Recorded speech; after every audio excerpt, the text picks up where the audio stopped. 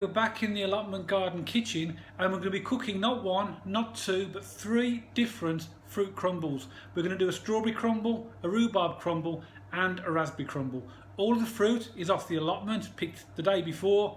The ingredients are really simple and the crumbles are absolutely delicious. So if you like the video, then give it the thumbs up. If you want to see future videos on how to sow and grow fruit and veg and also how to cook some of those fruit and veg through recipes, then subscribe to the channel. So enjoy the video and enjoy the crumbles.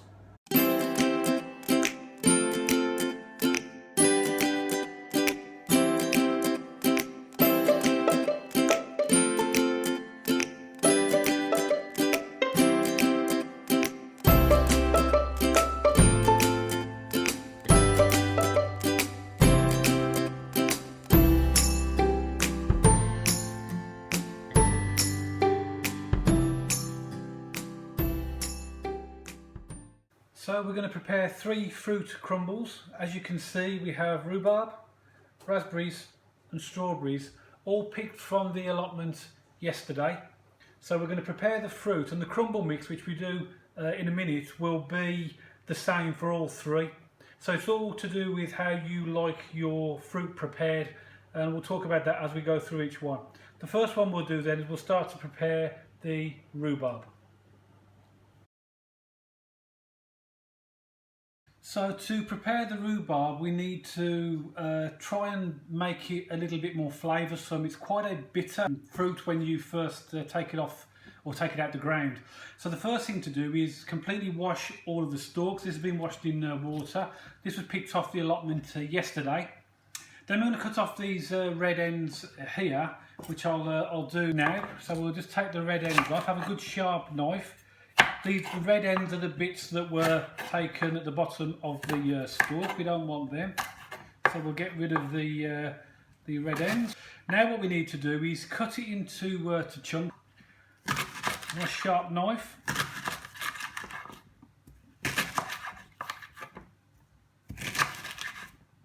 There we go. So any bigger chunks, just cut into the size that you want. Now there's two ways of doing rhubarb. One way is the way I used to do it, which I'm not a big fan of anymore. I used to put it in a saucepan and cook it till it was quite soft, but the problem with that is when you put it in the crumble, it continues to cook. Therefore, it actually becomes quite mushy. But this way that I'm going to show you is a much better way of doing it. It allows you to keep the rhubarb fairly chunky and has lots of flavour. So we'll take the rhubarb, we're going to put it into a oven-proof dish, roughly about that much.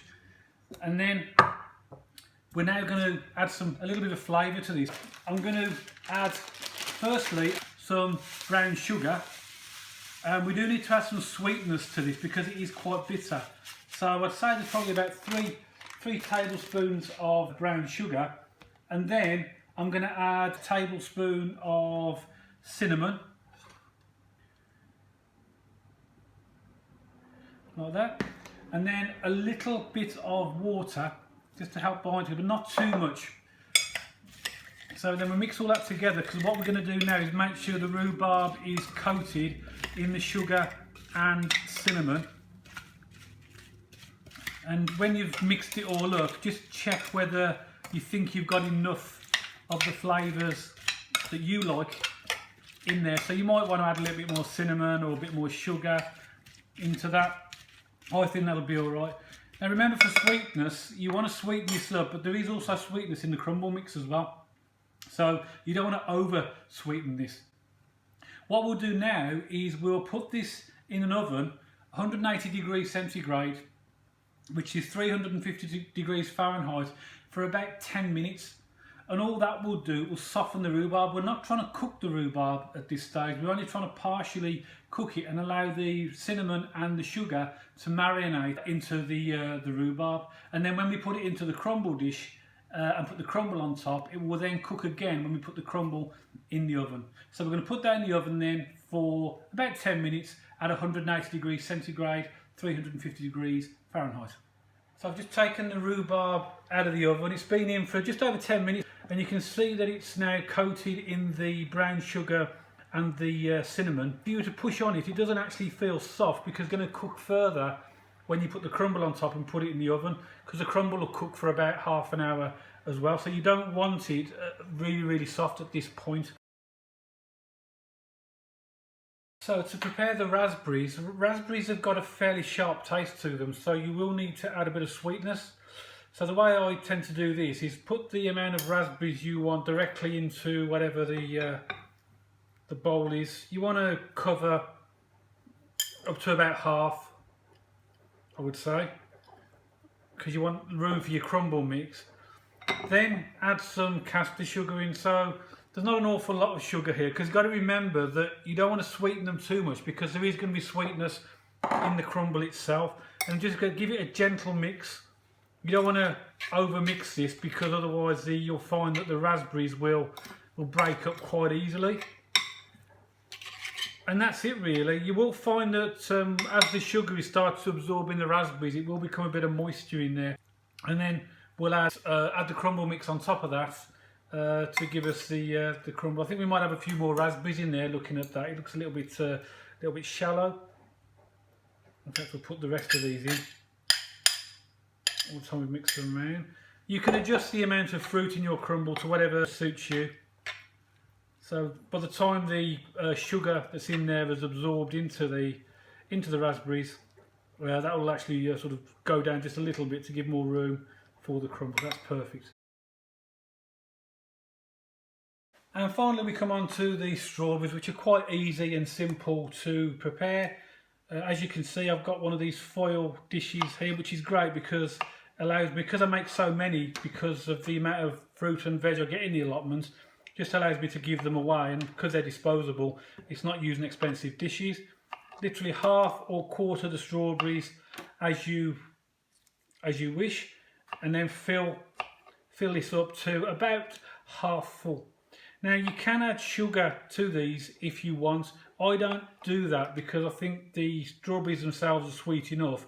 Plus also they'll mix with the sweetness of the crumble mix as well. So I don't think they need them. But if you like yours sweet, then put some sugar in. But don't put too much sugar in, because what will happen is that the strawberries, when they mix with the sugar, that will draw the moisture out of the strawberries, and you'll find the more sugar you use, the more slushy the strawberry mix will be.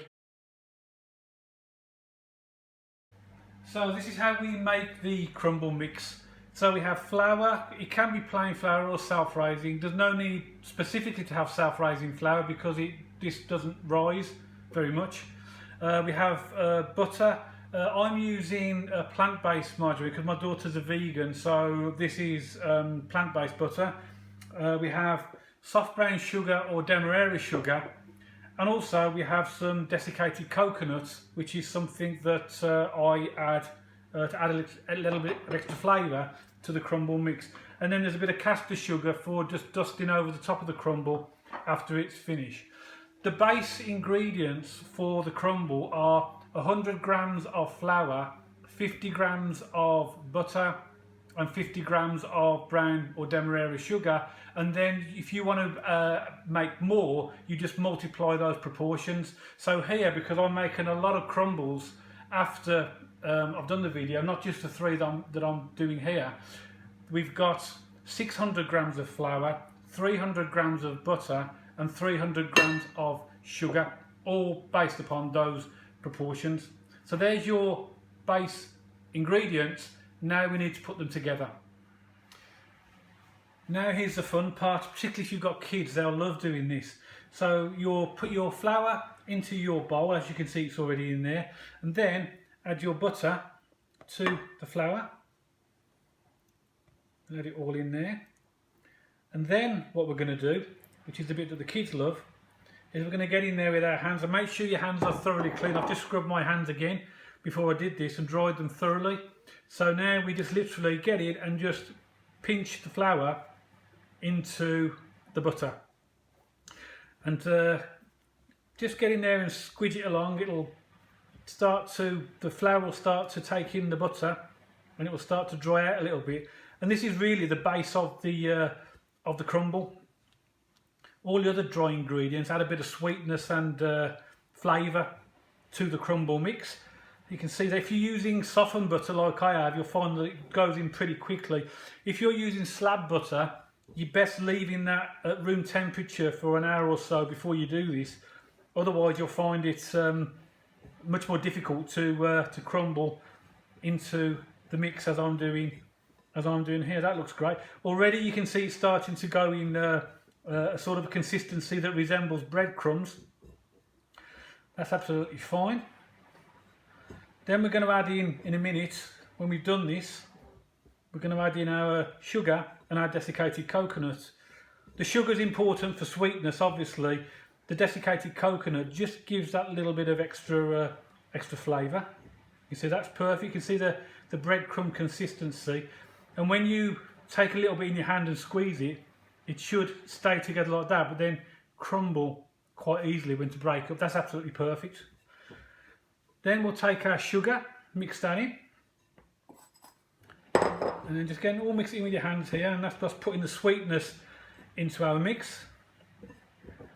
And then finally, we're going to add our desiccated coconut. Not, you know, huge amounts, but it's up to you how much you want to put in.